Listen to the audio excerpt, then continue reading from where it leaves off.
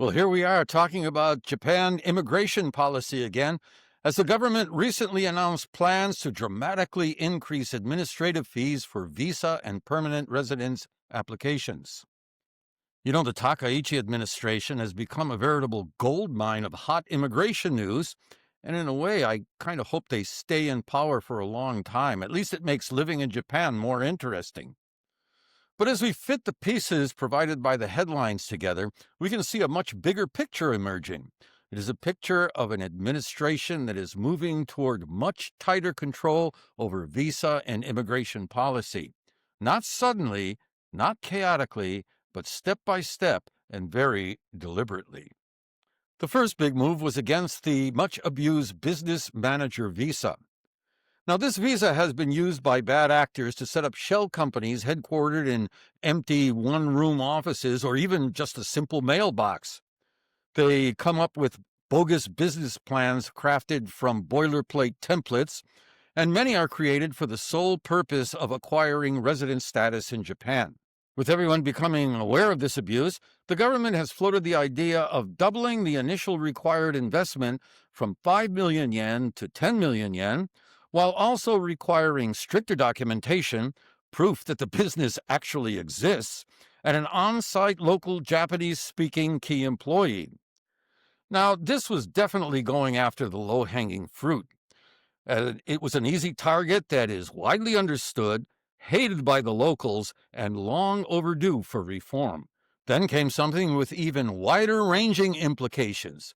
Reports that the government is preparing draft guidelines for release next year aimed at permanent resident foreigners living in Japan.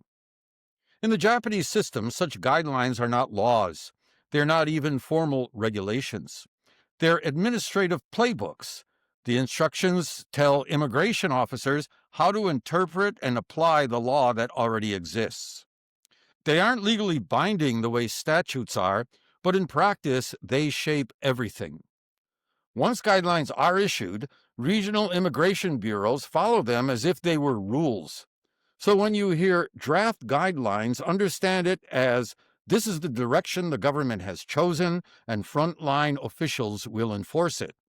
According to the draft guidelines being prepared, immigration officials would gain the authority to revoke permanent resident status of people from other countries who chronically fail to pay national pension, national health insurance, or local resident taxes. Foreigners in Japan long joked that we lived in a country where no agency talked to any other agency. Immigration didn't talk to the tax office didn't talk to the pension office, and nobody talked to City Hall. It was as if the Japanese system was a collection of autonomous islands that never communicated with each other. Well, that may have been then, but this is now. In September 2021, the then Prime Minister Yoshihide Suga appointed Japan's first Minister for Digital Transformation to head a new digital agency. This was met with a big national eye roll. Japan? Digitize? A country where the government still required the submission of certain documents by floppy disk or fax? A country where a simple address change could require multiple Hanko stamps? Yeah, right. But if there's one thing that's true about Japan, it's this. They may take forever to get rolling, but once they do, it's Katie bar the door. The policies implemented by the digital agency are already being felt in daily life today. As of December 2025, the physical health insurance cards will be gone. Cards will no longer be accepted, no longer be issued. In today's Japan, your My Number card is the universal ID for health insurance. You are officially digitized. And being online means that the government can, at any time, check to see if you are up to date with your health insurance premium payments.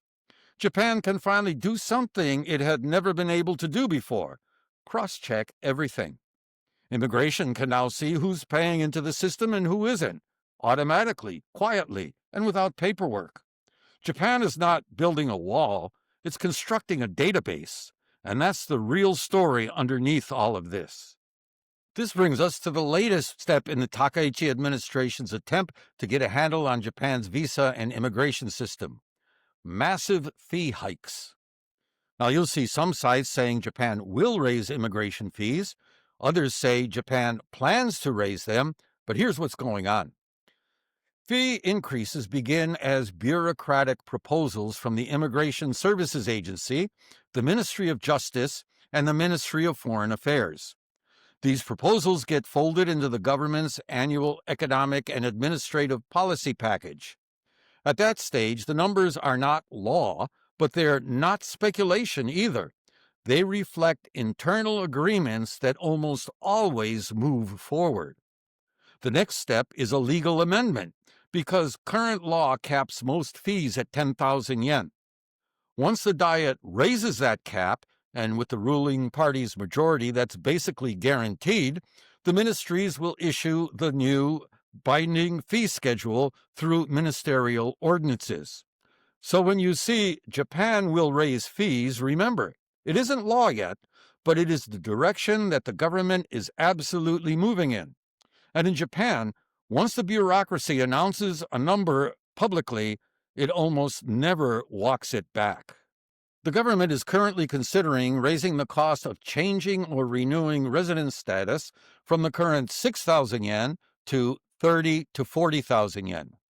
In addition, the permanent residency application fee, which is currently 10,000 yen, could jump to 100,000 yen or more, which is a tenfold increase.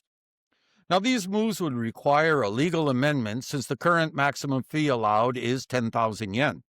The last time the law was revised to raise these fees was in 1981. Visa fees for short-term visits are also set to rise dramatically.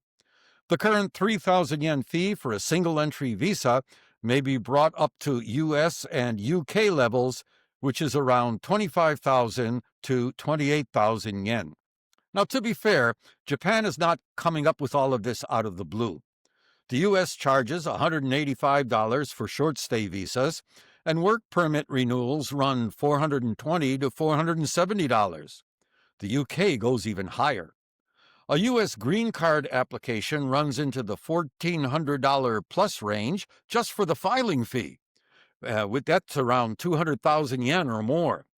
The final cost is often significantly more when you add exams, translations, and legal costs.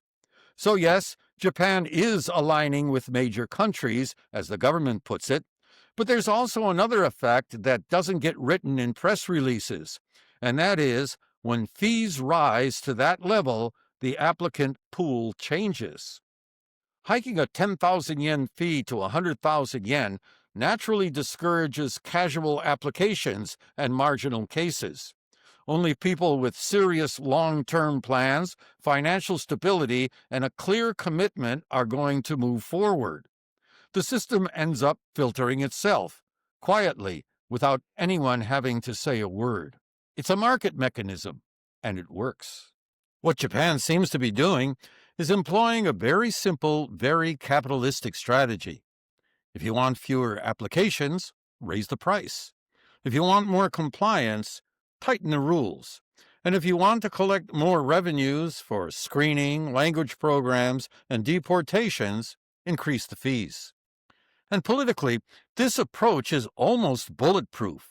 No rhetoric, no slogans, nothing inflammatory, just administrative changes, alignment with Western countries, and improved efficiency. All the heavy lifting is done quietly by the structure itself. Japan didn't just tighten immigration through emotion or ideology. It tightened immigration through databases and price tags. So when you see headlines about visa fees going up or permanent residency suddenly costing 10 times what it used to, don't think of these as isolated changes. They are connected. It's a coherent policy direction. Digitization, data cross-checking, enforcement, and now pricing. It's all part of a new immigration architecture that Japan has been quietly building. That's it for this Gaijin 50 Plus report. We hope you enjoyed it, and we hope you'll join us for the next one.